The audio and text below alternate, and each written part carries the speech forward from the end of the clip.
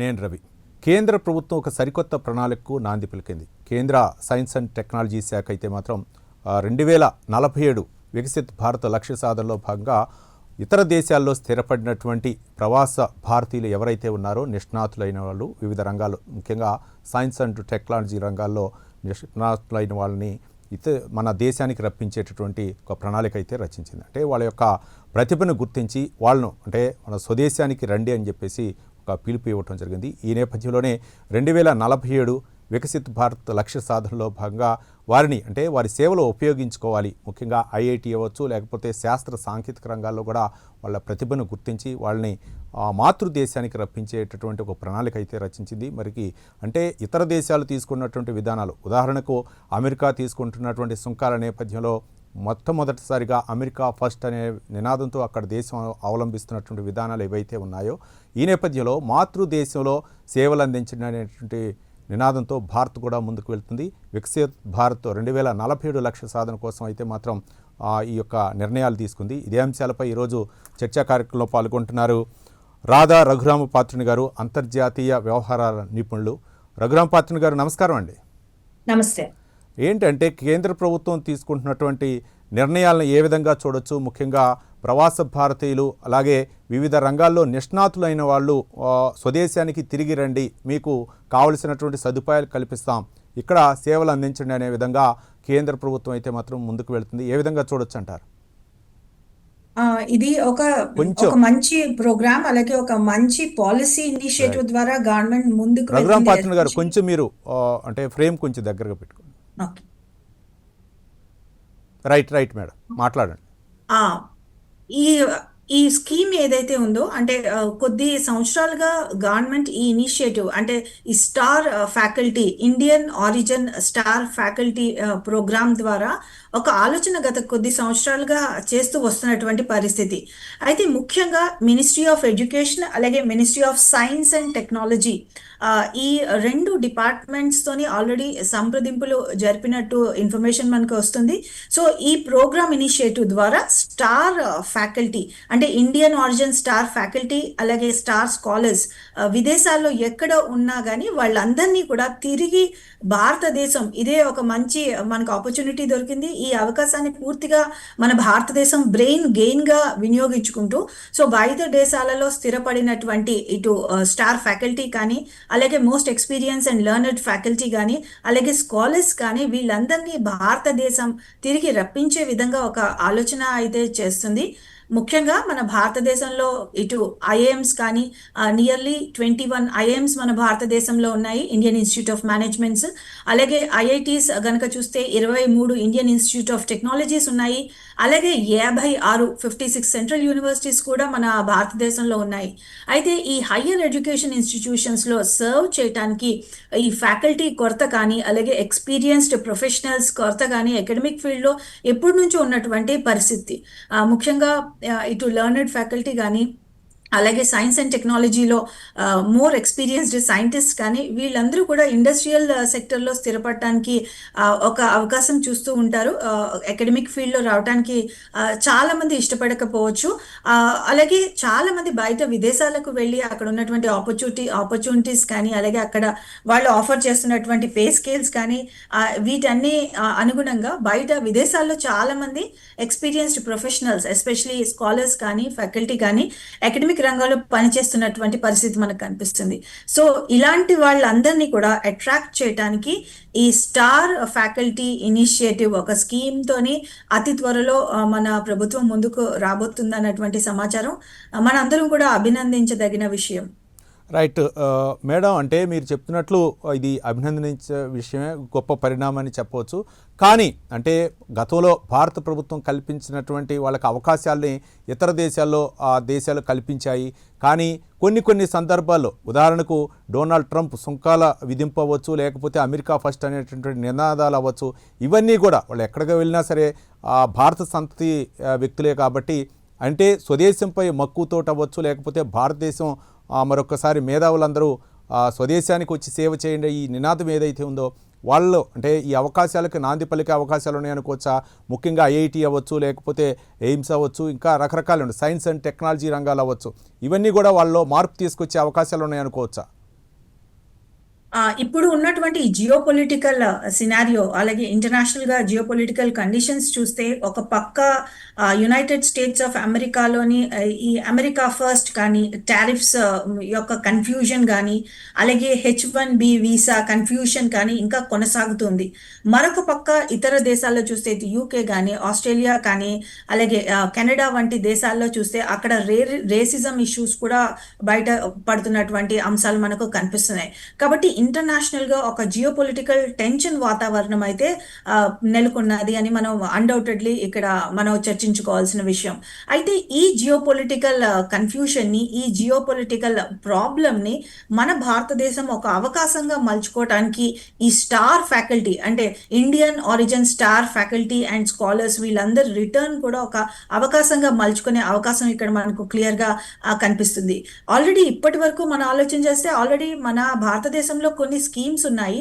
ఈ వజ్రా స్కీమ్ అని అంటే visiting advanced joint research programme అని చెప్పేసి ఒక వజ్రా స్కీమ్ ఉంది. అలాగే రామానుజం ఫెలోషిప్ కూడా మన భారతదేశం అవకాశం కల్పిస్తుంది. అంటే ఇంటర్నేషనల్ గా అబ్రాడ్ గా సెటిల్ అయినటువంటి ఈ స్కాలర్స్ కానీ ఫ్యాకల్టీ కానీ భారతదేశంలో ఉన్నటువంటి ఈ హైయర్ ఎడ్యుకేషన్ ఇన్స్టిట్యూషన్స్ తో కలిసి వర్క్ చేయడానికి రామానుజం ఫెలోషిప్ ఒకటి ఉన్నది. అలాగే రామలింగేశ్వర స్వామి స్కాలర్షిప్ ఒకటి మనకు ఉన్నాయి. కాబట్టి ఇలాంటి ప్రోగ్రామ్స్ ఆల్రెడీ మన భారతదేశంలో ఉన్నటువంటి పరిస్థితిలో ఈ ప్రోగ్రామ్స్ కి అదనంగా ఇన్స్టెంట్ గా స్టార్ ఫ్యాకల్టీని అట్రాక్ట్ చేయడానికి ఒక ప్రోగ్రామ్ ఇనిషియేటివ్ అనేది డిజైన్ అవుతుంది. అండ్ ఈ ప్రోగ్రామ్ ఇనిషియేటివ్ ఇప్పుడున్నటువంటి పరిస్థితిలో మన భారతదేశ హయ్యర్ ఎడ్యుకేషన్ ఇన్స్టిట్యూషన్స్ కి ఈ ఇంటర్నేషనల్ కన్ఫ్యూజన్ ని మనం ఒక అడ్వాంటేజ్ గా కన్వర్ట్ చేసుకోవడానికి ఒక మంచి అవకాశం. దీని ద్వారా స్టెమ్ సెక్టర్స్ లో సైన్స్, టెక్నాలజీ, ఇంజనీరింగ్, మ్యాథమెటిక్స్ తో పాటు బిజినెస్ కూడా ఇలాంటి సెక్టర్స్ లోని మరింత రీసెర్చ్ కానీ, మరింత డెవలప్మెంట్ కానీ, మరింత ప్రోగ్రెస్ కానీ, అలాగే మన విద్యార్థులకు మంచి రెప్యూటెడ్ ఫ్యాకల్టీ ద్వారా చదువుకునే అవకాశం కూడా కల్పించే ఛాన్స్ ఉన్నదని మనం ఇక్కడ ఒక ఆలోచన చేయొచ్చు. రైట్. రాధా రఘురామ్ పాత్రుని గారు, అంటే చాలామంది అంటే అంతర్జాతీయ పరీక్ష అంటే అంతర్జాతీయ నాసా పరీక్షా కేంద్రం ఏదైతే ఉందో అందులో కూడా మన భారతీయులే, ప్రవాస భారతీయులే ఉన్నారు. ఉదాహరణకి సునీత విలియమ్స్ అవ్వచ్చు. అలాగే ప్రతి రాజకీయాల్లో కూడా అక్కడ ఏవైతే అభివృద్ధి చెందినటువంటి దేశాల్లో ఉన్నారో ముఖ్యంగా పాత్ర పోషిస్తున్నటువంటి అక్కడ విదేశీల్లో దాదాపు భారత సంతతికి చెందినటువంటి వ్యక్తులే క్రియాశీలకమైన పాత్ర పోషిస్తున్నారు. ఈ నేపథ్యంలో అంటే వాళ్ళందరూ కూడా అక్కడ ఆ దేశాలను వదిలి భారత్కు వచ్చి వాళ్ళ యొక్క ప్రతిభా పాఠవాళ్ళని చాటే అవకాశాలు ఉన్నాయనుకోవచ్చా? ఇప్పుడు 2047 వికసిత్ భారత లక్ష్య సాధన కోసం భారత ప్రభుత్వం చేస్తున్నటువంటి ఈ యొక్క ఫలితాలు ఫలించే అవకాశాలు ఉన్నాయనుకోవచ్చా? ఇంటర్నేషనల్ గా చూస్తే ఇటు నాసాలో కానీ, యునైటెడ్ స్టేట్స్ ఆఫ్ అమెరికాలో కానీ టాప్ సిఇఓస్ కానీ, ఐటీ సెక్టర్ టాప్ సిఇఓ సుందరం పిచై వంటి వాళ్ళు కానీ, అలాగే టాప్ ర్యాంక్ ప్రొఫెషనల్స్ కానీ, ఇటు మెడికల్ ఫీల్డ్ లో చూస్తే అంటే హార్వర్డ్ విశ్వవిద్యాలయం కానీ, అమెరికాలో టాప్ యూనివర్సిటీస్ లో కానీ, అలాగే అమెరికాలో టాప్ సైన్స్ అండ్ టెక్నాలజీ రంగాల్లో కానీ మన భారతీయుల యొక్క కాంట్రిబ్యూషన్, అలాగే మన భారతీయులు హైయెస్ట్ పొజిషన్స్ లో ఉన్నటువంటి పరిస్థితి మనకు కనిపిస్తుంది. అయితే ఇప్పుడున్నటువంటి ఈ జియో పొలిటికల్ సినారియో కానీ, జియో పొలిటికల్ టెన్షన్స్ వల్ల కానీ చాలా మంది అక్కడ భారతీయులు కానీ ఎస్పెషలీ ఇప్పుడే ఎడ్యుకేషన్ కంప్లీట్ చేసుకొని అలాగే వాళ్ళ జాబ్ ఒక ప్రొఫెషన్లోకి అడుగు పెడుతున్నటువంటి విద్యార్థులు కానీ ఇటు భారత్ వైపు చూడటానికి ఇది ఒక మంచి అవకాశం. అయితే మన భారతదేశంలో ఉన్నటువంటి మౌలిక సదుపాయాలు అంటే ఈ కొత్తగా గవర్నమెంట్ ఆలోచన చేస్తున్నటువంటి ఈ స్కీమ్ ద్వారా మన దేశంలో ఇప్పటి వరకు ఉన్నటువంటి డెఫిషియన్సీ ఏదైతే ఉన్నాయో మన భారతదేశంలో చూసుకుంటే ఈ అకాడమిక్ ఫీల్డ్ లో కానీ, రీసెర్చ్ ఫీల్డ్ లో కానీ, ఎస్పెషలీ ల్యాబొరేటరీస్ యొక్క కొరత, అలాగే రా మెటీరియల్ యొక్క కొరత, అలాగే కావాల్సినటువంటి మౌలిక సదుపాయాలు కానీ, ఇతర ఇన్ఫ్రాస్ట్రక్చర్ కానీ, అలాగే స్పెషలైజ్డ్ ట్రైనీస్ కానీ, ఇవన్నిటి కొరత మనకు ఉన్నటువంటి విషయం మనం వాస్తవమే. అయితే ఈ స్కీమ్ ద్వారా న్యూ ల్యాబొరేటరీస్ స్టార్ట్ చేయడానికి గ్రాంట్, అలాగే బ్యూరోక్రాటిక్ డిలేస్ ఏవైతే ఉన్నాయో బ్యూరోక్రాటిక్ డిలేస్ లేకుండా ఇన్స్టెంట్గా వీళ్ళ యొక్క రిటర్న్కి కానీ వీళ్ళ యొక్క భారతదేశంలో ఉన్నటువంటి యూనివర్సిటీస్తో కొలాబరేషన్స్కి కానీ ఒక అవకాశం కూడా కల్పిస్తున్నటువంటి పరిస్థితి. అలాగే వీటితో పాటు వాళ్లకు మిగిలిన కావాల్సినటువంటి గ్రాంట్స్ యొక్క సదుపాయం కానీ అలాగే వాళ్ళు పేటెంట్ ఫైలింగ్ మరింత సులభతరం చేయటం కానీ సో ఈ అవకాశాలు అలాగే ఇన్ఫ్రాస్ట్రక్చర్ అండ్ మిగిలిన బాటిల్ నెక్స్ ఏవైతే ఉన్నాయో వీటన్నిటినీ కూడా సరిదిద్దుతూ ఈ స్కీమ్ని తీసుకురావాలని మినిస్ట్రీ ఆఫ్ ఎడ్యుకేషన్ కానీ అలాగే సైన్స్ అండ్ టెక్నాలజీ డిపార్ట్మెంట్ కానీ ఒక ఆలోచన చేస్తుంది.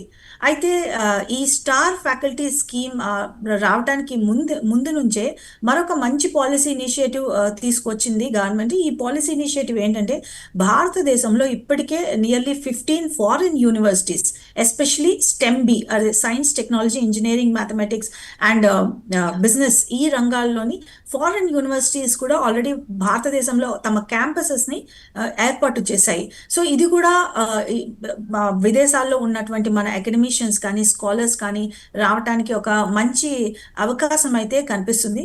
అయితే దీంతో పాటు మన భారతదేశంలో ఈ విద్యా రంగానికి ఎస్పెషలీ హైయర్ ఎడ్యుకేషన్కి మన జీడిపిలో గ్రాంట్ చేసిన పర్సంటేజ్ని మరింత మెరుగుపరిస్తే మరింత మంది ఎక్స్పీరియన్స్డ్ ఫ్యాకల్టీ కానీ ఇంటెలెక్చువల్స్ కానీ ప్రొఫెషనల్స్ కానీ అలాగే రీసెర్చర్స్ కానీ మన భారతదేశంలోనే ఉండి ఇక్కడ వాళ్ళ యొక్క రీసెర్చ్ని కానీ వాళ్ళ యొక్క స్కిల్స్ని కానీ కొనసాగించడానికి అవకాశం ఉంటుంది. ఇప్పుడు ఒకసారి మనం చూస్తే మన భారతదేశ జీడిపిలో ఈ హయ్యర్ ఎడ్యుకేషన్కి కేటాయించింది కేవలం 0.7%. ఇది మనం యునైటెడ్ స్టేట్స్లో కానీ చైనాతో కానీ ఒకవేళ కంపేర్ చేస్తే United states of America nearly 2.8% వాళ్ళ జీడిపిలో ఈ హైయర్ ఎడ్యుకేషన్కి కేటాయిస్తే చైనా కనుక చూస్తే 2.4% ఆఫ్ ద జీడిపి వాళ్ళు ఈ హైయర్ ఎడ్యుకేషన్ రంగానికి దాని యొక్క అభ్యున్నతికి కేటాయిస్తున్నారు. కాబట్టి మరిన్ని గ్రాంట్స్ కానీ జీడిపిలో మరింత ఈ విద్యారంగానికి కేటాయించే షేర్ని మరింత పెంచే అవసరం కూడా ఇక్కడ మనకు కనిపిస్తుంది. కాబట్టి ఈ విషయాలు మరొకసారి ఆలోచన చేస్తే చాలామంది టాప్ ప్రొఫెషనల్స్ వాళ్ళు భారతదేశం తిరిగి రావడానికి ఇష్టపడుతున్నారు అని కూడా మనం ఇక్కడ ఒక అనాలిసిస్ చేయొచ్చు. మేడం, అంటే గతంలో జరిగినటువంటి పరిణామాలను ఒకసారి మనం కనుక పరిశీలిస్తే అంటే వాళ్ళకి కావలసినటువంటి వాళ్ళ ప్రతిభను గుర్తించకపోవటం, వాళ్ళకి కావలసినటువంటి మౌలిక సదుపాయాలు కల్పించకపోవటంతోనే ఈ ప్రతిభ ఉన్నటువంటి ఎవరైతే నిపుణులు ఉన్నారో ఐఐటీలో అవ్వచ్చు, మిగిలినటువంటి సైన్స్ టెక్నాలజీలో రాణించినటువంటి నిపుణులందరూ కూడా ఇతర దేశాలు వెళ్ళారు, ప్రవాస భారతీయులు అనే అంశాలు వస్తున్నాయి. కానీ ఇప్పటికైనా సరే భారతదేశం గుర్తించిందనుకోవచ్చా? ఈ స్కీమ్ ద్వారా వాళ్ళకు కావాల్సినటువంటి అంటే బయట దేశాల నుంచి తిరిగి భారతదేశం రావటానికి అలాగే టాప్ ఐఎమ్స్ కానీ ఐఐటీస్ కానీ వాళ్ళు అట్రాక్ట్ చేయడానికి కావాల్సినటువంటి ప్రాబ్లమ్స్ ఇప్పుడు ఉన్నటువంటి ఇన్ఫ్రాస్ట్రక్చర్ ప్రాబ్లం కానీ బ్యూరోక్రాటిక్ డిలేస్ కానీ గ్రాంట్స్ యొక్క కొరత కానీ అలాగే పేటెంట్ ఫైలింగ్ మరింత సులభతరం చేయటం కానీ సో ఈ అవకాశాలన్నీ మన భారత ప్రభుత్వం ఈ కొత్త స్కీమ్ ద్వారా కల్పించబోతుంది అన్న విషయం మనకు అర్థమవుతుంది.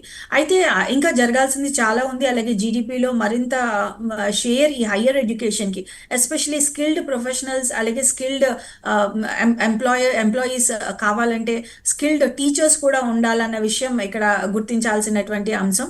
అలాగే మరొక కంపారిజన్ కనుక చేస్తే మన భారతదేశంలో 2025 సంవత్సరం చూస్తే భారతదేశం నుంచి ఫైల్ అయినటువంటి పేటెంట్స్ కేవలం 68,000 పేటెంట్సే మన భారతదేశం నుంచి ఫైల్ అయినటువంటి పరిస్థితి. అదే ఒక్కసారి మన నైబరింగ్ ఎకానమీ మనం చైనాతో కనుక కంపేర్ చేస్తే అక్కడ 7,98,000 పేటెంట్స్ని ఫైల్ చేశారు. అంటే ఇది జస్ట్ ఒక రీసెర్చ్కి ఒక మెజరింగ్ లాట్ లాగా మనం కనుక చూసినట్లయితే ఇంకా చేయాల్సినటువంటి కృషి చాలా ఉందని మనకు క్లియర్గా అర్థమవుతుంది. కాబట్టి దీనికి కావాల్సినటువంటి మౌలిక సదుపాయాలు అలాగే ఒక మైండ్ సెట్లో కూడా మనకి మార్పు రావాలంటే అంటే బయట దేశాల్లోని ఆపర్చునిటీస్ కానీ ఇన్కమ్ పరంగా ఆలోచన చేసి వెళ్తున్నాం, కానీ అక్కడ ఉన్నటువంటి కండిషన్స్ అక్కడ ఉన్నటువంటి లైఫ్ స్టైల్ ఇప్పుడున్నటువంటి ఈ జియోపొలిటికల్ టర్నప్స్తో మొత్తం చేంజ్ అయినటువంటి పరిస్థితుల్లో చాలా మంది తిరిగి రావడానికి అలాగే మనకి బ్రెయిన్ గెయిన్ అయ్యే అవకాశం కూడా కనిపిస్తుంది. సో ఈ పాలసీ ఈ విధానాన్ని అలాగే టాప్ ప్రొఫెషనల్స్ని అట్రాక్ట్ చేస్తుందని ఆలోచిద్దాం. అలాగే అక్కడ ఒకవేళ అమెరికాలో కానీ ప్రస్తుతం ఉన్నటువంటి పరిస్థితి చూస్తే నియర్లీ 9 యూనివర్సిటీస్ని రీసెంట్గా ట్రంప్ గవర్నమెంట్ పిలిచి ఒక అగ్రిమెంట్లో, అంటే వాళ్లకు అనుగుణంగా ఉన్నటువంటి అగ్రిమెంట్లో సైన్ చేయాలని ప్రెజరైజ్ చేసినటువంటి విషయం. అలాగే హార్వర్డ్ వంటి టాప్ యూనివర్సిటీస్ యొక్క ఫండింగ్ కానీ, అలాగే ఈ హార్వర్డ్ విశ్వవిద్యాలయానికి వచ్చే ఫండ్స్లో కూడా కోత విధిస్తూ చాలా వరకు నిర్ణయాలు కూడా ట్రంప్ గవర్నమెంట్ తీసుకుంది. కాబట్టి ఈ ఇంటర్నేషనల్గా కూడా యూనివర్సిటీస్ మీద చాలా ప్రెషరైజింగ్ సిచ్యువేషన్ కనిపిస్తోంది. దీంతో పాటు ఈ H1 ఈ లెర్నింగ్ వీసా కానీ, ఈ F1 వీసా కానీ, H1B వీసా ప్రాసెస్ కానీ, ఈ ప్రాసెస్ ఈ విధానాలన్నీ కూడా మరింత కఠినతరం చేయటం ద్వారా అమెరికా విశ్వవిద్యాలయాల్లో ఇండియా కానీ వేరే ఎమర్జింగ్ మార్కెట్స్ నుంచి కానీ వెళ్ళే స్టూడెంట్స్ కూడా గణనీయంగా తగ్గుతూ వస్తున్నటువంటి పరిస్థితి. కాబట్టి చాలా వరకు విశ్వవిద్యాలయాలు కానీ, చాలా వరకు టాప్ యూనివర్సిటీస్ కానీ అమెరికాలో అవి కూడా స్టూడెంట్స్ లేక కొన్ని కోర్సెస్ కూడా క్లోజ్ చేసినటువంటి పరిస్థితి కూడా మనకు కనిపిస్తుంది. కాబట్టి చాలా కారణాలు ఉన్నాయి. బయట దేశాల్లో స్థిరపడినటువంటి మన టాప్ బ్రెయిన్స్ అందరూ కూడా భారతదేశం వైపు ఒక ఆలోచన చేస్తున్నారు అనడంలో ఏమాత్రం సందేహం లేదు. రఘురామ్ పాత్రుని గారు, అంటే ఒక ప్రపంచంలోనే 3వ అతిపెద్ద ఆర్థిక వ్యవస్థగా అవతరించబోతున్నటువంటి భారత్ సైన్స్ అండ్ టెక్నాలజీ రంగాలకు కేటాయిస్తున్నటువంటి నిధుల విషయాలను చూసుకుంటే మిగిలిన దేశాలతో పోలిస్తే భారత్ పరిస్థితి ఏ విధంగా ఉందనుకోవచ్చు? సో మిగిలిన దేశాలతో కంపేర్ చేస్తే మిగిలిన దేశాల్లో nearly on an average 3% of the GDP higher ఎడ్యుకేషన్కే కేటాయించినటువంటి పరిస్థితి. అయితే మన భారతదేశంతో కంపేర్ చేస్తే ఇది 1% ఆఫ్ ద జీడిపి కూడా చాలా సంవత్సరాలు క్రాస్ చేయలేనటువంటి పరిస్థితి కూడా మనకు కనిపిస్తుంది. సో దీని యొక్క ఇంపాక్ట్ మనకు క్లియర్గా ఇప్పుడు నంబర్ ఆఫ్ పేటెంట్స్, అలాగే నంబర్ ఆఫ్ ఇన్వెన్షన్స్ మన భారతదేశం నుంచి తీసుకుంటే ఇది చాలా తక్కువగా ఉన్నటువంటి పరిస్థితి. నియర్లీ చైనాలో 7 lakh ప్లస్ ఉంటే మన భారతదేశంలో మనం 1 lakh కూడా క్రాస్ అవ్వలేనటువంటి పరిస్థితి. 68,000 దగ్గరే ఆగిపోయాం మన పేటెంట్ ఫైలింగ్. అంటే న్యూ ఇన్వెన్షన్స్ కి ఫైల్ చేసే పేటెంట్ యొక్క పరిస్థితి చూస్తే మనకు క్లియర్ గా కనిపిస్తుంది. కాబట్టి ఇప్పుడు తీసుకువస్తున్నటువంటి కొత్త ప్రోగ్రామ్ ఇనిషియేటివ్ ఏదైతే ఉందో, star faculty, Indian origin star faculty return programme ఏదైతే ఉందో, దీని ద్వారా ఈ పరిస్థితి అంటే అక్కడ టాప్ యూనివర్సిటీస్ నుంచి వచ్చిన ప్రొఫెషనల్స్ కానీ, అలాగే అక్కడ సైన్స్ అండ్ టెక్నాలజీ ల్యాబొరేటరీస్ లో వర్క్ చేసినటువంటి ప్రొఫెషనల్స్ కానీ, వీళ్ళందరూ కూడా మన భారతదేశం వచ్చి మన భారతీయ విద్యార్థులకి పాఠాలు కానీ వాళ్ళతో కలిపి జాయింట్ రీసెర్చ్ కానీ చేసిన పక్షంలో ఈ number of new inventions, new business models commercialisation చేస్తే అదే మన భారతదేశం యొక్క ఎకానమీకి చాలా తోడ్పడే అవకాశం ఉంది. అలాగే ఇప్పటికే ఆల్రెడీ ఐఐటీస్ అన్ని కూడా ఈ స్టార్ ఫ్యాకల్టీ ప్రోగ్రామ్ కి సుముఖంగా ఉన్నాయన్న విషయం కూడా వాళ్ళు తెలియపరిచారు. అలాగే మరిన్ని యూనివర్సిటీ కొలాబరేషన్స్ జరగాలి, అలాగే మరిన్ని న్యూ ఇన్వెన్షన్స్ జరిగే అవకాశం ఈ Indian origin star faculty return programme ద్వారా అవుతుందని మనం ఇక్కడ ఒక ఆశాభావం వ్యక్తం చేయొచ్చు. అలాగే నియర్లీ 12 to 14 క్రిటికల్ సెక్టర్స్ ని కానీ 12 to 14 క్రిటికల్ సెక్టర్స్ కూడా అంటే ఈ ప్రోగ్రామ్ ఇనిషియేట్ చేయడానికి ఇప్పటికే ministry of education, science and technology departments ఇప్పటికే ఐడెంటిఫై కూడా చేశాయి. సో ఈ ప్రోగ్రామ్ ద్వారా ఈ క్రిటికల్ సెక్టర్స్ లో మరింత రీసెర్చ్ జరిగి ఈ రీసెర్చ్ మన భారతదేశ ఎకానమీ కానీ మన భారతీయులందరికీ కూడా ఉపయోగపడే విధంగా ఉంటుందని చెప్పి మనం ఒక ఆలోచన చేయొచ్చు. రఘురామ్ పాత్రుని గారు, అంటే ముందుగానే ఎందుకు గుర్తించలేకపోతున్నారు? ఏదో భారత సంతతికి చెందినటువంటి వ్యక్తి సుందర పిచ్చే అవ్వచ్చు, లేకపోతే సత్య నాదెండ్ల అవ్వచ్చు, ఉన్నత శిఖరాలకు వెళ్ళారని తర్వాత మనం గొప్పలుగా చెప్పుకున్నాం. ముందే వాళ్ళని గుర్తించలేకపోవడానికి ప్రధానమైనటువంటి కారణాలు ఏంటి? ముఖ్యంగా చాలా మంది అంటే ఇటు స్టార్ ఫ్యాకల్టీ ప్రోగ్రామ్ అంటే అక్కడ ఉన్నటువంటి విదేశాల్లో హయ్యర్ ఎడ్యుకేషన్స్ లో పనిచేస్తున్న సైన్స్ అండ్ టెక్నాలజీలో వర్క్ చేసినటువంటి ప్రొఫెషనల్స్ వీళ్ళందరినీ కూడా తిరిగి భారతదేశం తెచ్చే ప్రయత్నం ఒకటి జరుగుతుంది. అయితే ముందుగా ఇక్కడ ఒక ఆలోచన చేస్తే చాలా మంది అంటే మన భారతదేశంలో చదువుకొని విదేశాల్లో ఒక స్కిల్డ్ ప్రొఫెషనలిజం ఉంటుంది, అక్కడ హయ్యర్ ఎడ్యుకేషన్లో అవకాశాలు బాగా ఉంటాయి. ఒకవేళ అక్కడే హయ్యర్ ఎడ్యుకేషన్ కనుక పూర్తి చేసుకున్నట్లయితే అక్కడే ఏదో ఒక సంస్థలో ఉద్యోగం చేస్తూ వాళ్ళ అవకాశాలు అందిపుచ్చుకొని హయ్యర్ ఎడ్యుకేషన్కి వెళ్ళే, హయ్యర్ పొజిషన్స్కి వెళ్ళే అవకాశం ఉంది అని చెప్పి ఒక ఆలోచన చేస్తున్నారు. ఇది ఒక కారణం అయితే అంటే వాళ్ళు మెరుగైన ఆపర్చునిటీస్ కోసం విదేశాల్లో కోసం ఆలోచన చేస్తున్న పరిస్థితి ఒకటైతే, మరొక పరిస్థితిలో చాలా మంది ఈ హయ్యర్ ఎడ్యుకేషన్స్ ఐఐఎమ్స్ కానీ ఐఐటీస్ కానీ రీసెర్చ్ కానీ వీటి వైపు చాలా మంది మొగ్గు చూపకపోవడానికి కారణం మిగిలిన సెక్టర్స్ ఒక ఇండస్ట్రీ సెక్టర్ కానీ మ్యానుఫ్యాక్చరింగ్ సెక్టర్ కానీ లేదా సర్వీసెస్ సెక్టర్ అంటే ఐటీఎస్ ఐటీ రంగంలో కానీ ఇక్కడ ఉన్నటువంటి రిటర్న్స్ ఇక్కడ ఉన్నటువంటి పే స్కేల్ మేబీ అకాడమిక్ ఫీల్డ్లో కనిపించకపోవచ్చు. అలాగే అకాడమిక్ ఫీల్డ్లో గ్రోత్ కూడా అంటే క్విక్గా నాట్ యాజ్ క్విక్ యాజ్ మన ఐటీ సెక్టర్లో గ్రోత్ కానీ లేదంటే ఇటు ఇండస్ట్రీ కానీ మ్యానుఫ్యాక్చరింగ్ సెక్టర్లో ఉన్నటువంటి మార్కెటింగ్ సెక్టర్లో ఉన్నటువంటి క్విక్ గ్రోత్ ఈ అకాడమిక్ సెక్టర్లో కనిపించకపోవచ్చు.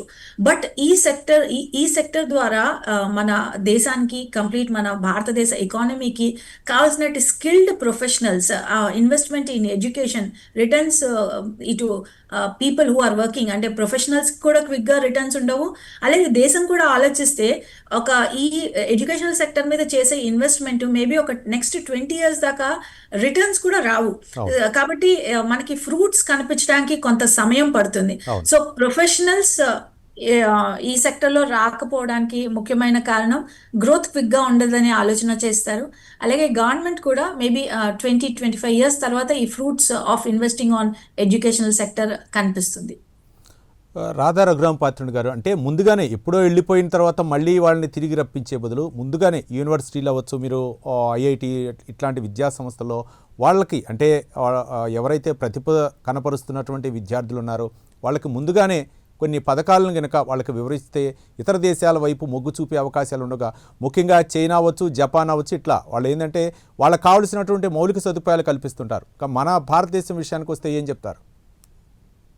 ముఖ్యంగా ఎడ్యుకేషన్ ఇన్వెస్ట్మెంట్ ఆన్ ఎడ్యుకేషన్ చాలా చాలా ముఖ్యంగా గమనించాలి. ఎస్పెషలీ మనం గ్లోబలైజ్డ్ వరల్డ్లోని ఒక కాంపిటేటివ్ వరల్డ్లో ఉన్నప్పుడు మనకి స్కిల్డ్ స్టూడెంట్స్ అలాగే స్కిల్డ్ ప్రొఫెషనల్స్ స్కిల్డ్ ఎంప్లాయీస్ కావాలి అన్నప్పుడు వాళ్ళకు టీచ్ చేసే ప్రొఫెషనల్స్ అకాడమిషియన్స్ కానీ టీచర్స్ కానీ ప్రొఫెసర్స్ కానీ హైయర్ ఎడ్యుకేషన్లో ప్రొఫెసర్స్ అండ్ రీసెర్చర్స్ కానీ వీళ్ళు కూడా అత్యున్నత స్థాయిలో ఉండాల్సిన అవసరం ఉంది అని చెప్పి ముఖ్యంగా గుర్తించాలి. దీనికి ముఖ్యంగా పర్సెంటేజ్ ఆఫ్ జీడిపిలో మన ఎడ్యుకేషన్ హైయర్ ఎడ్యుకేషన్ కేటాయిస్తున్నటువంటి నిధులు పెంచాల్సిన అవసరం ఉంది. అలాగే కావలసినటువంటి మౌలిక సదుపాయాలు రీసెర్చ్ చేసుకోవడానికి ల్యాబ్స్ కానీ లైబ్రరీస్ కానీ అలాగే వాళ్ళకు కనీస అవసరాలు కనీస ఇన్ఫ్రాస్ట్రక్చర్ అండ్ బిల్డింగ్స్ ఇవన్నీ కూడా కల్పించాల్సినటువంటి అవకాశం ఉంది. దాంతో పాటు మేబీ హయ్యర్ ఎడ్యుకేషన్ ఇన్స్టిట్యూషన్స్లో ఇటు state universities or central universities కానీ అన్ని యూనివర్సిటీస్ కూడా మేబీ అకాడమిక్ ఫీల్డ్లో టీచ్ చేసినటువంటి ఈ ప్రొఫెసర్స్ కానీ రీసెర్చర్స్ కానీ వీళ్ళందరికీ కూడా కాంపిటేటివ్ శాలరీస్ మేబీ చాలా మంది ఇటుపక్క రాకపోవడానికి రీజన్ నేను చెప్పినట్లు వాళ్ళు మార్కెటింగ్ ఫీల్డ్లో ఐటీ సెక్టర్ ఫీల్డ్లో కంప్యూటర్ ప్రొఫెషనల్స్కి ఉన్నటువంటి గ్రోత్ అలాగే స్టెమ్ సెక్టర్స్లో వాళ్ళు ఆఫర్ చేసినటువంటి ప్యాకేజ్ ఒక మ్యాథమెటిక్స్ టీచర్ కానీ ప్రొఫెసర్ కానీ లభించడం లేదు. కాబట్టి మోర్ స్కిల్డ్ పీపుల్ని అట్రాక్ట్ చేయాలంటే దానికి అనుగుణంగానే వాళ్ళ యొక్క ప్యాకేజెస్ కానీ అలాగే రీసెర్చ్కి ఇచ్చినటువంటి గ్రాంట్స్ కానీ ఇవన్నీ కూడా మరింత పెంచాల్సిన అవసరం ఉంది. సో ఇవన్నీ కూడా ఒకసారి ఒక పాలసీ ఇనిషియేటివ్ ద్వారా చేంజ్ చేసిన పక్షంలో చాలా మంది బయట దేశాల నుంచి కానీ మన దేశం నుంచి కానీ ఈ అకాడమిక్ ఫీల్డ్లోని సైంటిఫిక్ ఫీల్డ్లోని రీసెర్చ్ ఫీల్డ్లోని స్థిరపడటానికి ఇంట్రెస్ట్ చూపిస్తారు. ఇప్పుడు దాకా వాళ్ళ ఓన్ ఇంట్రెస్ట్తో చాలా మంది రీసెర్చ్ వైపు రావాల్సినటువంటి పరిస్థితి. అయితే దీన్ని మరింత కాంపిటేటివ్గా చేయాల్సినటువంటి పాలసీస్ కూడా రావాల్సిన అవసరం అయితే ఉంది. రాధా రఘురామ్ పాత్రుడు గారు, అంటే అమెరికా తీసుకున్నటువంటి నిర్ణయాలు పాలసీలు విధానాలు అవ్వచ్చు, సుంకాలు అవ్వచ్చు, అక్కడ పౌరసత్వం విషయంలో అవ్వచ్చు, గ్రీన్ కార్డు హోల్డర్ అయినా సరే అక్కడ మాత్రం విదేశీయులుగానే చూస్తామని చెప్పేసి చెప్పడం, మరోపక్క గోల్డ్ కార్డు, ఇట్లా రకరకాల నిబంధనలు ఏవైతే ఉన్నాయో ఇప్పటికైనా సరే భారతీయులు మేల్కొనాల్సినటువంటి అవసరం ఉందనుకోవచ్చా? మనం చాలా డిస్కస్ చేసినట్టు ఇప్పుడు ఏంటంటే బయట దేశాల్లో ఒక పక్క రేసిజం ఇష్యూస్ నడుస్తున్నాయి, ఒక పక్క ఇంటర్నేషనల్ గా కూడా ప్రొటెస్ట్ నడుస్తున్నాయి. అమెరికాలో ఇంటర్నల్ డొమెస్టిక్ సిచ్యువేషన్ వాళ్ళ పౌరులకే బాగాలేదు. వాళ్ళు అక్కడ ఒక నో కింగ్స్ మూవ్మెంట్ అని హ్యూజ్ మూవ్మెంట్ జరుగుతుంది. మరొక పక్క టాప్ యూనివర్సిటీస్ గ్రాంట్స్ కూడా స్టాప్ చేసినటువంటి పరిస్థితి.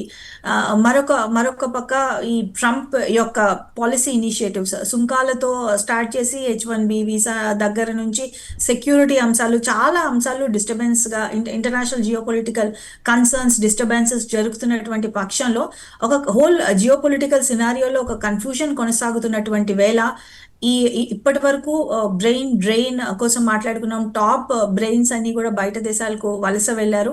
అయితే ఇప్పుడు వాళ్ళందరిలో చాలా వరకు తిరిగి భారతదేశానికి వస్తారు. బికాజ్ ఇక్కడ ఉన్నటువంటి స్టేబుల్ అట్మాస్ఫియర్, స్టేబుల్ సిచ్యువేషన్, చాలా రీసెర్చ్ చేయడానికి మరింత అవకాశాలు, మరింత పీస్ఫుల్ అట్మాస్ఫియర్ భారతదేశంలో ఉంది. దానికి అనుగుణంగా పాలసీస్ కూడా, ఈ స్టార్ ఫ్యాకల్టీ వంటి పాలసీస్ కూడా దీనికి తోడ్పడతాయని మనం ఆలోచన చేయొచ్చు. మేడం, అంటే సైన్స్ అండ్ టెక్నాలజీ రంగాల్లో కాకుండా మిగిలినటువంటి రంగాలు, అంటే వైద్య రంగం అవచ్చు, ఇట్లా మేజర్ ఇష్యూస్ ఏవైతే ఉన్నాయో వాటిలో కూడా చాలా కొరత ఉంది. అంటే భారత్లో నిష్ణాతులైన వాళ్ళు ఇతర దేశాలు వెళ్ళటం, అక్కడ స్థిరపడటం, తర్వాత మళ్ళీ మనం వాళ్ళని ప్రోత్సహించి మళ్ళీ ఇండియాలోకి రావటం, ఇట్లా చాలా సందర్భాల్లో కార్పొరేట్ ఆసుపత్రులు కూడా ఉన్నాయి వైద్య సేవలు అందిస్తున్నటువంటి ప్రస్తుతంలో. ఇంకా వైద్య రంగాన్ని ఏ విధంగా చూడొచ్చు అంటారు? ఇక్కడ ముఖ్యంగా ఒక ఆలోచన చేస్తే, చైనా వంటి దేశాల్లో వాళ్ళ విద్యార్థులు బయటకు వెళ్ళి చదువుకుంటారు, బయట దేశాల్లో చదువుతారు. ఎస్పెషల్లీ యునైటెడ్ స్టేట్స్ ఆఫ్ అమెరికాలో కూడా మన చైనా అండ్ భారత్ నుంచి వెళ్ళే విద్యార్థులే చాలా అధికంగా కనిపిస్తారు. అయితే చైనా వంటి దేశాల్లో, ఎస్పెషల్లీ చైనా కోసం మనం ఆలోచన చేస్తే, చైనాలో బయట ఎక్కడికి వెళ్ళా వాళ్ళ విద్యార్థులు చదువుకున్నా వాళ్ళు తిరిగి వాళ్ళ దేశానికి వెళ్ళి వాళ్ళ దేశం యొక్క అభివృద్ధికి, అలాగే వాళ్ళ దేశంలో ఉద్యోగాలు చేయడానికి ఇష్టపడే సందర్భం మనకు కనిపిస్తుంది. అయితే మన భారతదేశం నుంచి బయట దేశాలకు చాలా మంది విద్యార్థులు వెళ్ళి చదువుకుని అక్కడే సెటిల్ అయ్యి, అక్కడే వాళ్ళ ఆ యుఎస్ ఎకానమీ కానీ, యూకే ఎకానమీ కానీ, ఆస్ట్రేలియా ఎకానమీ కానీ, జర్మనీలో మన భారతదేశ ఐటీ ప్రొఫెషనల్స్ చాలా మంది ఉన్నారు. అలాగే యూకేలో హాస్పిటాలిటీ అండ్ రియల్ ఎస్టేట్ సెక్టర్లో చాలా మంది మన భారతీయులు ఉన్నారు. యునైటెడ్ స్టేట్స్ ఆఫ్ అమెరికాలో ఐటీ కానీ, అలాగే ఇటు ఫినాన్స్ రంగంలో కానీ, అలాగే డాక్టర్స్ కానీ చాలా మంది ఉన్నారు. కాబట్టి వాళ్ళు తిరిగి అక్కడే సెటిల్ అయిపోయిన పరిస్థితి మన భారతదేశంలో డేటా తీసుకుంటే మనకు కనిపిస్తున్నటువంటి నిజం అని చెప్పాలి. అయితే ఇప్పుడు వాళ్ళందరూ కూడా ఒకసారి మళ్ళీ మన భారతదేశంలో ఇక్కడ మౌలిక సదుపాయాల కొరత ఉంది. దానికోసం ఒక పాలసీ తీసుకొచ్చి మౌలిక సదుపాయాలు కల్పించడంతో పాటు వాళ్ళకి కావాల్సినటువంటి గ్రాంట్స్ కానీ, అలాగే వాళ్ళకి కావాల్సినటువంటి బ్యూరోక్రాటిక్ డిలేస్ చాలా వరకు ల్యాగ్ అవుతున్నటువంటి పరిస్థితి. సో ఇవన్నీ కూడా లేకుండా సైన్స్ రంగంలో ఈ మెడికల్ ఎక్విప్మెంట్, మెడికల్ రీసెర్చ్ కూడా ఉన్నటువంటి పరిస్థితి. కాబట్టి ఇక్కడ మన భారతదేశంలో ఇప్పటికీ కూడా డాక్టర్స్ యొక్క కొరత కానీ, అలాగే skilled professionals research, especially biomedical రీసెర్చ్లో ప్రొఫెషనల్స్ కొరత కూడా కనిపిస్తోంది. సో ఇప్పుడు తీసుకున్నటువంటి మంచి పాలసీ ఇనిషియేటివ్స్, ఈ ఒక పాలసీ ఇనిషియేటివే కాకుండా మరిన్ని పాలసీ ఇనిషియేటివ్స్ ద్వారా వాళ్ళ బయట దేశాల్లో స్థిరపడినటువంటి డాక్టర్స్ కానీ, అలాగే బయోమెడికల్ రీసెర్చర్స్ కానీ, అలాగే జెనెటిక్ మెడిసిన్ పై రీసెర్చ్ చేస్తున్న వాళ్ళు కానీ, అలాగే ఫిజిసిస్ట్ కానీ, అలాగే మిగిలిన ప్రొఫెషనల్స్ అందరినీ కూడా తిరిగి మన భారతదేశానికి తేవలసినటువంటి అవసరం లభిస్తుంది. అలాగే మన భారతదేశంలో ఎస్పెషలీ వైద్య రంగం మిగిలిన కంట్రీస్తో కంపేర్ చేస్తే చాలా కంపారిటివ్గా చాలా లోగా మనకి ఈ మెడికల్ సర్వీసెస్ అందుతున్నటువంటి పరిస్థితి కూడా మనకు కనిపిస్తున్నది. కాబట్టి ఇది కూడా మనం ఒక అవకాశంగా తీసుకోవచ్చు. సో మన మెడికల్ టూరిజంని కూడా మనం ప్రమోట్ చేసుకునే అవకాశం కూడా మనకి లభిస్తుంది, మిగతా ప్రొఫెషనల్స్ అందరూ భారతదేశం రిటైర్ అయిన పరిస్థితులు. రఘురామ్ పత్రుని గారు, అంటే చివరిగా చెప్పండి, అంటే రాజకీయ అంశాలు కూడా ఈ ప్రవాస భారతీయులపై ప్రభావం చూపే అవకాశాలు ఉన్నాయనుకోవచ్చా? ఇంటర్నేషనల్ పొలిటికల్ సినారియో అంటే భారతదేశంలో జరుగుతున్నటువంటి రాజకీయ నాయకులు, అంటే ఎన్నికలు జరుగుతూ ఉంటాయి, కొంతమంది తీసుకునేటటువంటి ఆ అంశాలు ఏవైతే ఉంటాయో తర్వాత అధికారంలోకి వచ్చిన తర్వాత ఈ అంశాలు కూడా ప్రవాస భారతీయులపై ప్రభావం చూపుతున్నాయి అనుకోవచ్చా? చాలా వరకు బ్యూరోక్రాటిక్ డిలేస్ అని ఇక్కడ చెప్పొచ్చండి. చాలా మంది ఇక్కడ బ్యూరోక్రాటిక్ డిలేస్ అంటే మనం ఒక మేబీ ఒక ఫైల్ మూవ్ చేయడానికి టైం పడుతుంది. అలాగే భారతదేశంలో కావాల్సిన మెయిన్ కంప్లైంట్ ఇంటర్నేషనల్ ఎన్ఆర్ఐస్తో మాట్లాడితే మనం అర్థం చేసుకోవచ్చు. వాళ్ళు కొద్దిగా ఇన్ఫ్రాస్ట్రక్చర్ కోరుకుంటారు. వాళ్ళకి కావాల్సినటువంటి మౌలిక సదుపాయాలు కల్పించడంతో పాటు బ్యూరోక్రాటిక్ డిలేస్ లేకుండా చూడటం. అంటే మిగిలిన దేశాలతో కంపేర్ చేస్తే మన భారతదేశంలో ఎప్పుడు కూడా ఒక స్టేబుల్ అట్మాస్ఫియర్, పొలిటికల్గా ఒక స్టేబుల్ సిచ్యువేషన్ ఉంది. బయట దేశాల్లో ప్రతి నిమిషం ప్రతి క్షణం కూడా పాలసీ మార్పులు జరుగుతున్నటువంటి పరిస్థితి కనిపిస్తుంది. అలాగే ఇటు మిడిల్ ఈస్ట్ కానీ లేదంటే యూకేలో హై ఇన్ఫ్లేషన్తో బాధపడుతున్నటువంటి పరిస్థితి. సో మిగిలిన దేశాలతో కంపేర్ చేస్తే మన భారతదేశంలో ఏ గవర్నమెంట్ ఉన్నప్పటికీ కూడా ఒక స్టేబుల్ సినారియో, ఒక స్టేబుల్ సిచ్యువేషన్ మనకు కనిపిస్తున్నటువంటి పరిస్థితి. కాబట్టి కొద్దిగా మనకు కావాల్సినటువంటి ఇన్ఫ్రాస్ట్రక్చర్, మౌలిక సదుపాయాలు కల్పించాలి. దీంతో పాటు బ్యూరోక్రటిక్ డిలేస్, ఈ ఆఫీస్లో మనకు కావాల్సినటువంటి పేపర్స్ కానీ మనకు కావాల్సినటువంటి ఇన్స్టాల్ ట్యాక్సెస్ కానీ ఇతర విషయాల్లో, అలాగే బ్యూరోక్రటిక్ డిలేస్ కోసం కూడా ఇప్పుడు చెప్తున్నటువంటి ఈ స్టార్ ఫ్యాకల్టీ పాలసీస్లో ఒక పాలసీ ఇనిషియేటివ్ కూడా రావచ్చు. కాబట్టి మెయిన్గా కంప్లైంట్ చేస్తుంది వాళ్ళ ఇన్ఫ్రాస్ట్రక్చర్ అండ్ బ్యూరోక్రటిక్ డిలేస్ లేకుండా చూసినట్లయితే చాలా మంది మన భారతదేశంలో తిరిగి రావడానికి ఇష్టపడతారని ఇక్కడ ఆలోచన చేయొచ్చు. రైట్, థ్యాంక్ యూ అండి రాధా రఘురామపాత్రుని గారు, అంతర్జాతీయ విశ్లేషకులు. మొత్తానికి అంటే భారతదేశం తీసుకున్నటువంటి నిర్ణయం ఏదైతే ఉందో ఇతర దేశాల్లో ఉన్నటువంటి నిష్ణాతులు, ముఖ్యంగా సైన్స్ అండ్ రంగాల్లో అక్కడ పాఠ్యాంశాలు బోధించడానికి ఉన్నటువంటి ప్రొఫెసర్లు అవ్వచ్చు, ఫ్యాకల్టీస్ అవ్వచ్చు, ఏమైనా సరే భారతదేశానికి రావాలి అని చెప్పేసి కేంద్ర సైన్స్ అండ్ టెక్నాలజీ శాఖ ఒక నిర్ణయం తీసుకుంది. ఆ నిర్ణయం ఏ మేరకు ఫలితాలు ఇస్తుంది భారతదేశంలో, మరోపక్క రానున్న రోజుల్లో ఈ రంగాలు అభివృద్ధి చెందడం కోసం 2047 వికసిత్ భారత లక్ష్య సాధన కోసం భారత్ ముందడుగు వేస్తుందా, ఎలాంటి ఫలితాలు ఇవ్వనేది రానున్న రోజుల్లో చూద్దాం. ఇది ఇవాల్టి స్పెషల్ డిబేట్లోనే అంశం. మరో అంశంతో మళ్ళీ కలుద్దాం. చూస్తూనే ఉండండి ప్రైమ్ 9 న్యూస్. నిజం ఇదే మా యజం.